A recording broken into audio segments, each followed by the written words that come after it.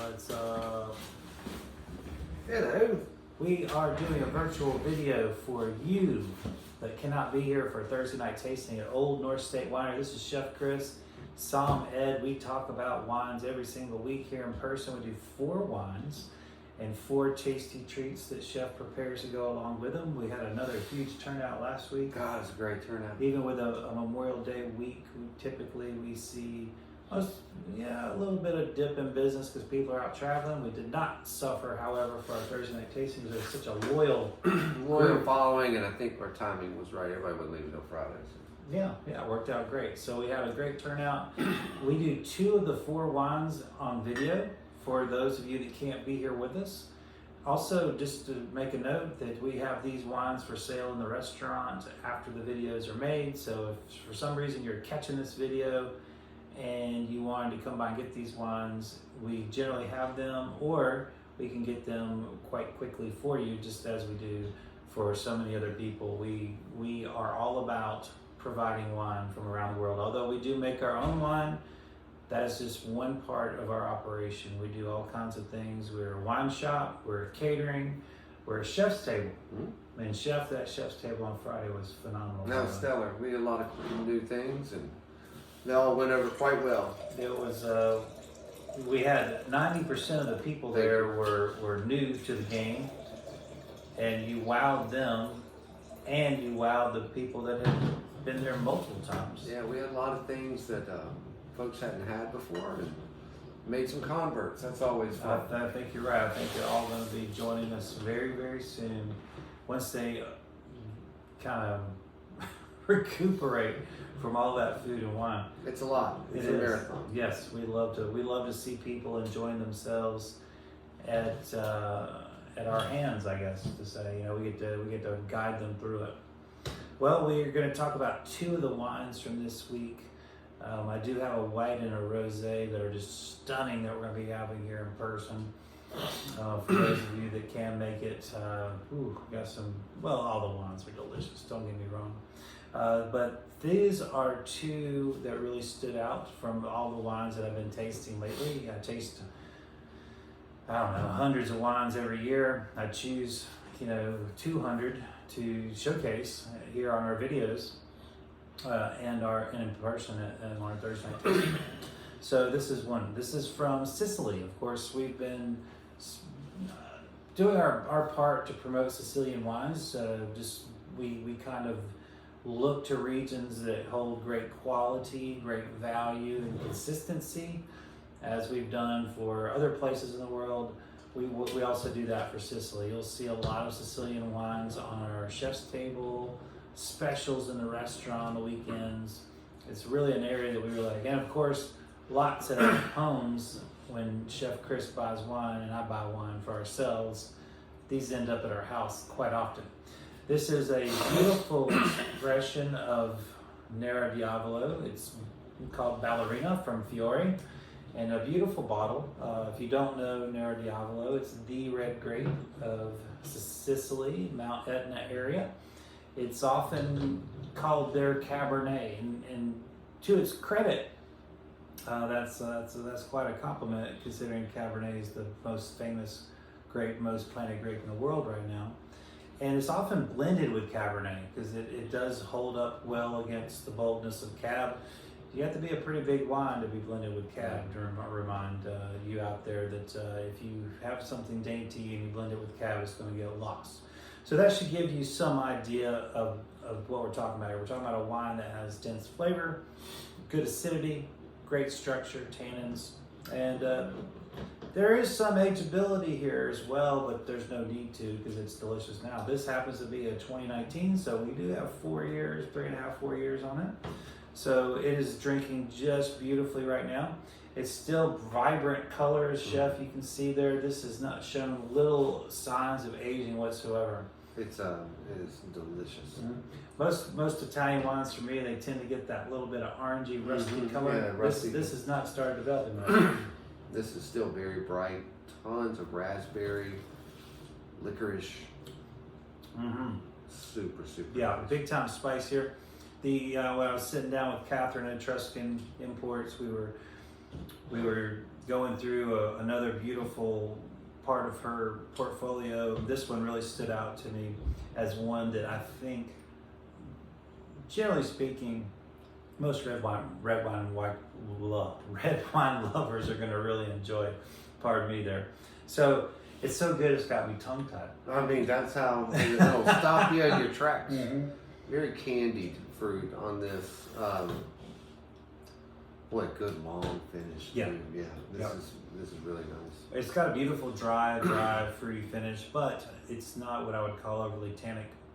It's just a really bone dry one. Absolutely. And I think that's good for you. I think it's good for a lot of things. There's a little bit too much residual sugar in a lot of red wines these days, and this is a great example of one that's just really delivering at a healthier sugar content. Fabulous. Fabulous. The it just lingers and lingers and lingers. Always a great sign. You don't have to return to it too quickly. It keeps giving you new things on the back of the palate. Really, Definitely. Really nice. Beautiful red tart fruit, as well as you said, there's that candied notes. There's also, even deeper in there, some roasted fruit notes too. There's a representation of a lot of different styles of fruit, not just different fruits, but different natures of the fruit. Yeah, that's a great way to put it. Great mediums there. Almost, it's obviously not in the front, but there's a little bit of toasted nut in this as well. You know how kind of like a toasted hazelnut doesn't have a ton of flavor, but it has that presence. Sure. Without having a lot of flavor. When you think of like the other big nuts, like almonds, pistachios, pecans, walnuts, they all have a very distinct flavor. I think hazelnut's very neutral until you actually do something to it. I mean, it's great once you manipulate it, but get a little bit of that on there. Yeah, very nice. Well, Chef, you've got this red wine in your glass, and now you've got to think about what food you're going to be sharing with these folks. Well, I got a couple beautiful things in that I think are going to go great with this. We're going to start with some duck prosciutto. I think the fat on that and the little bit of leather from the air curing is going to be great with this. And I'm going to wrap that duck prosciutto around some of that shake rag blue from Saskatchewan. That has the whiskey fig wrap on that. It has a lot of character to it, just like this wine does. I think it's going to go well with that. Oh yeah, and I think fig would certainly be a Sicilian flavor profile anyway. Unfortunately, Mom's fig tree, that -10 that we hit in December that froze everybody's pipes, also killed her giant fig tree. So we're without figs this year. You're also without bee stings. So that's a good point. I mean, it's not all bad. Me and the bees would fight for the figs, and oftentimes I lost.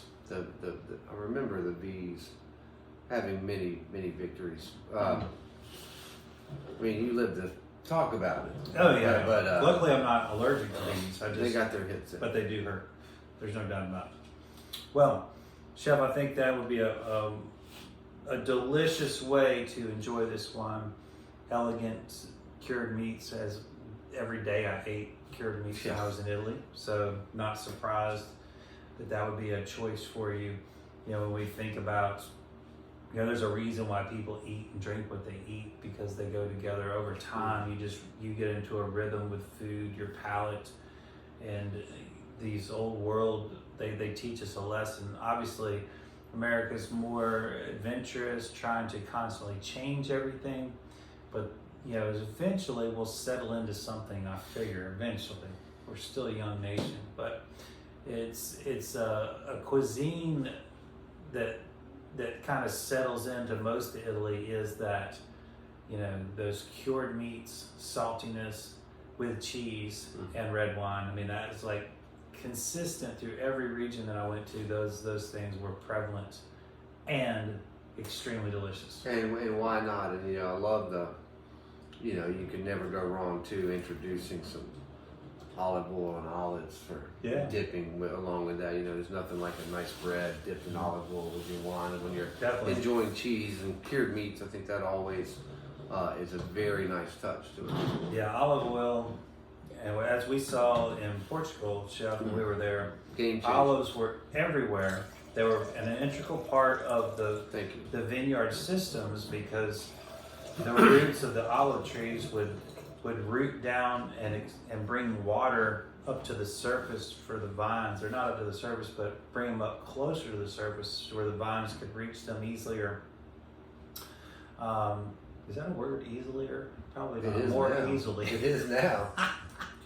We're just making up words here, but yeah, olives and vines have always been grown in the same area. This is it's interesting you say that, Chef. This is Chateau Rouanne. This is the latest acquisition by St. Cosme. Of course, St. Cosme started back in like 92-ish or something like that, and it's been a mainstay of great Southern Rhone wines, Chef. We can attest to their Côte de Rhone. I have bought so much St. Cosme in our days. Yeah, their whites, their Chateauneufs, all across. I mean, they've never had a dog. Absolutely, that is consistent and always priced fair for what it is. So, you know, yes, Chateauneuf's expensive, but I feel like great value. For that type. So what we're talking about in this area is in the Rhone is GSM's Grenache Syrah Mourvedre. This is so this was the first vintage. They bought it in May of 2019. So this will be the first vintage that they've had their label on it. It's an ancient area. Of course, it has like a little kind of castle. Kind of, like we saw in Italy, Chef, there's castles everywhere. There's also in France, they have castles everywhere. So this is an ancient property, but you were talking about olives. In 1956, they had all these olive groves on the property that there was a bad frost and it killed all the olive trees in Southern Rhone. Particularly in this area, took it harder. Now, they'd always had vines around, but it was predominantly olives. And so when they replanted to get, because it takes a long time for an olive tree to produce, they planted a lot of vineyards. Now, of course, there's still olives in the area, but now it's more vine-centric, I would say. It's a very small region. Vinsobres is a region that just started in 2006. So in terms of wine regions, it's fairly new. The French aren't real big about new stuff. That's a fact. So the fact that this was carved out as a special region, it's in the northernmost part of the Southern Rhone, and so it's right at the base. It's the coolest part of the Southern Rhone, and it's only about 7 kilometers. It's a very small area in terms of, if you think about how big some wine regions are. It's a smaller region and small production of GSM, but it has a little bit different flavor profile because of the cool air that comes off the Alps. So this has some altitude as it's coming up kind of the foothills or the base of the mountains. So it's a rugged terrain. It's kind of, I think it's going to be a terrain long term that's going to get some, now that you have people like St. Cosme going in, I think that you're recognizing the terroir, how important it is, distinctive rather. Absolutely. And of course, as climate change is happening, slowly warming France up, looking for some cooler regions could be a lifesaver for their production. So this is a great acquisition by St. Cosme. I think, it's just, no one can question that they know the area and they know the grapes, GSM. Their specialty is in this area, in these grapes. And of course, I don't want to discount how great they are with Marsanne, Roussanne, and Viognier as well. So they're really good with those beautiful whites. Boy, too. So let's dive in here, Chef, if you haven't already. I have, and it is simply remarkable. This is very distinctive for the region. I mean, it really stands out. Yeah, that's beautiful. The little bit more acidity that you're going to get, I think is certainly a product of the cooler air holding the acidity of the grape, which in turn holds the acidity in the wine.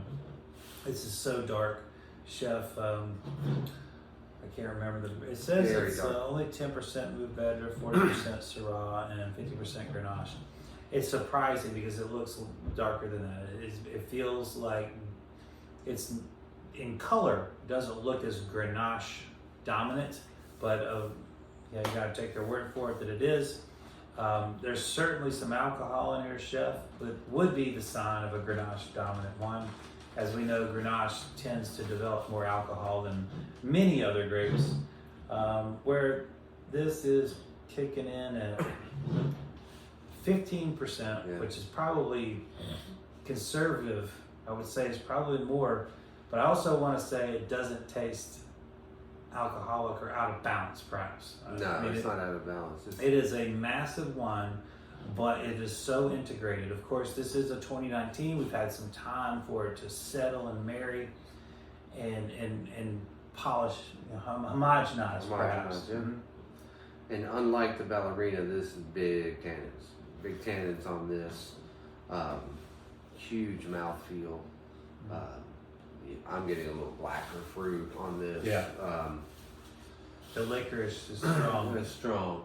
Yeah. Real strong. And I'm not sure what the oak situation is here, but it certainly feels like it's spent more than a day on oak.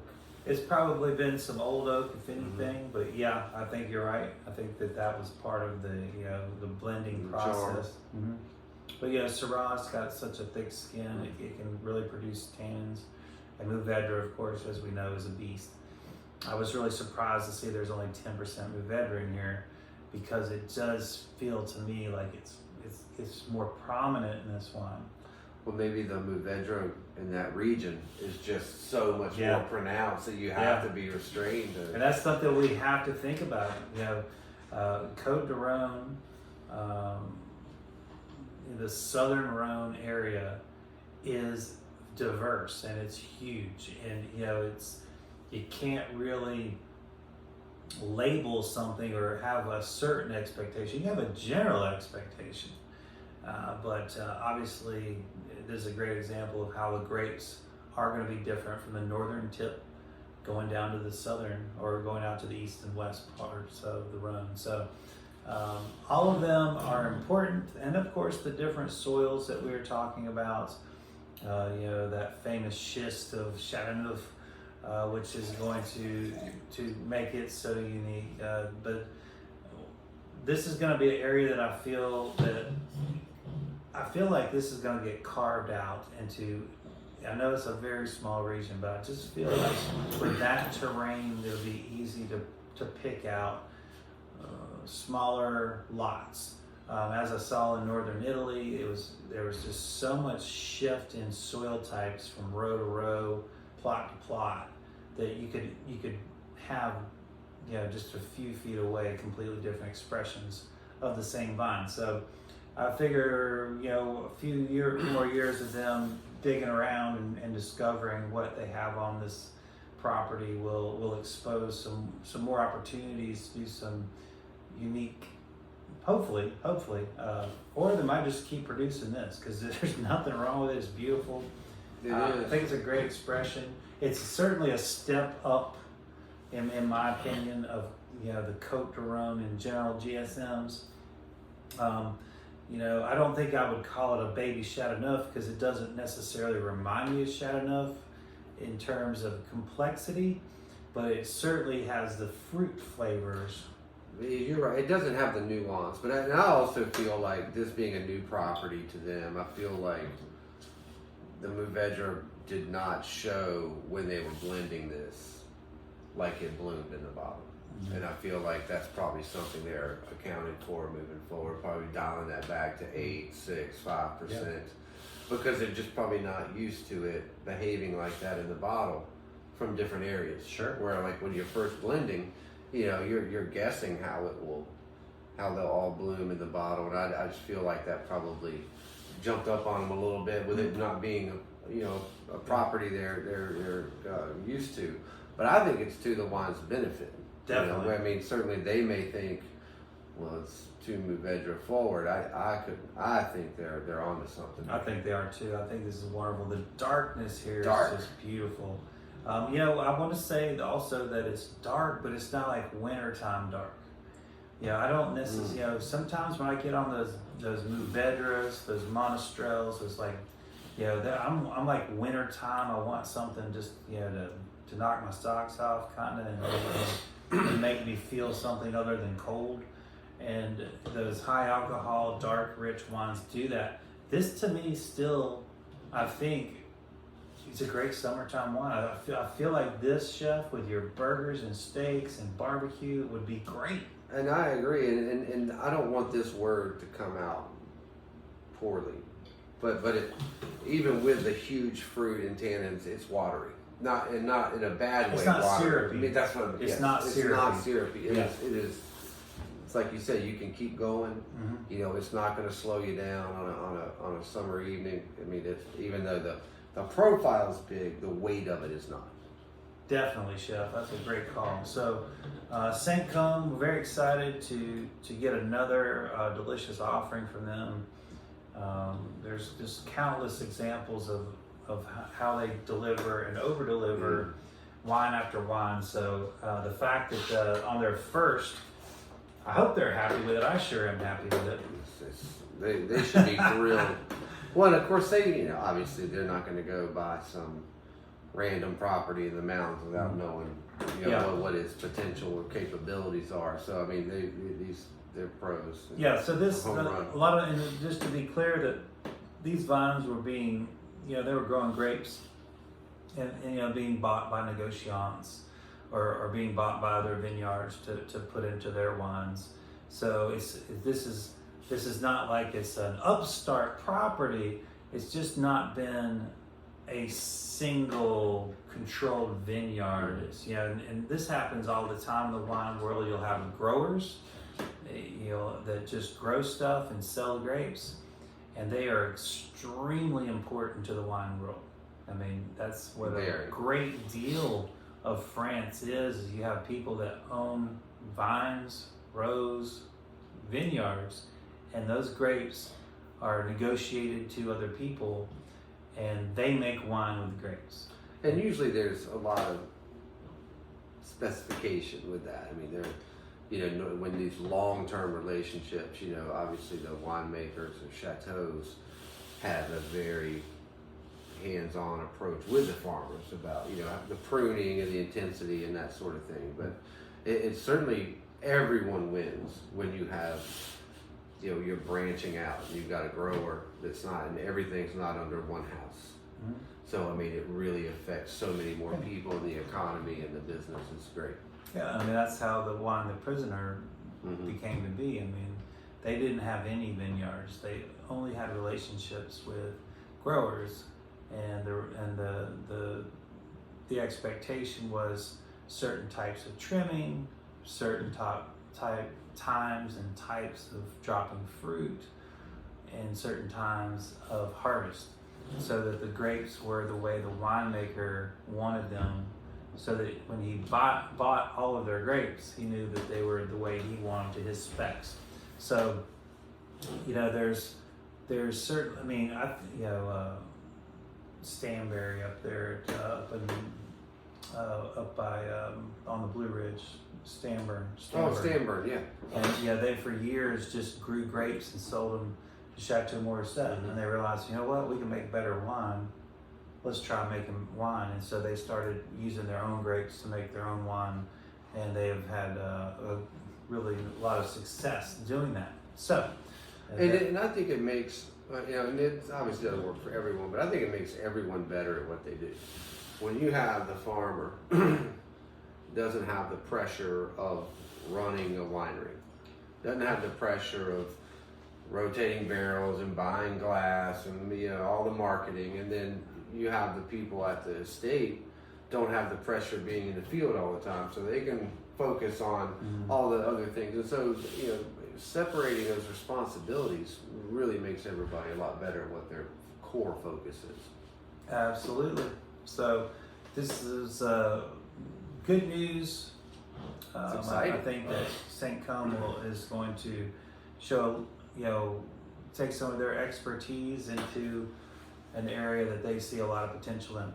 And we got 2 beautiful reds here for you this week: Sicily and France, southern France, and way south on the island of Sicily. It's an island that offers so much. Nero D'avola is what I would consider their signature grape, and the ballerina from Fiore. So once again, these are available at the restaurant. You can always call or send us an email. We're happy to set you up. And if you can, we'd love to have you in person. We do our Thursday night at 6 p.m. down in the barrel room. It's a little cool and gloomy. Just the right atmosphere for drinking wine. Yeah, and we talk about wine, and we enjoy Chef's delicious food. Chef, I'm sorry, I don't think did we talk about the food? Yeah, and so I've got a fun thing going. They're doing a Moroccan style kebab on this, and so usually when you're dealing with North Africa and a lot of places in the Mediterranean, they do kebabs with ground meat, not chunks. Like usually in America, we're always seeing real chunky meat, like chopped. But these are ground, and so I made a spiced ground beef. Nice. It's got a little heat to it, not going to knock you over, but we're doing a North African style here. We have to have a little spice because all their food is going to have it. And obviously, spice is no stranger to France either.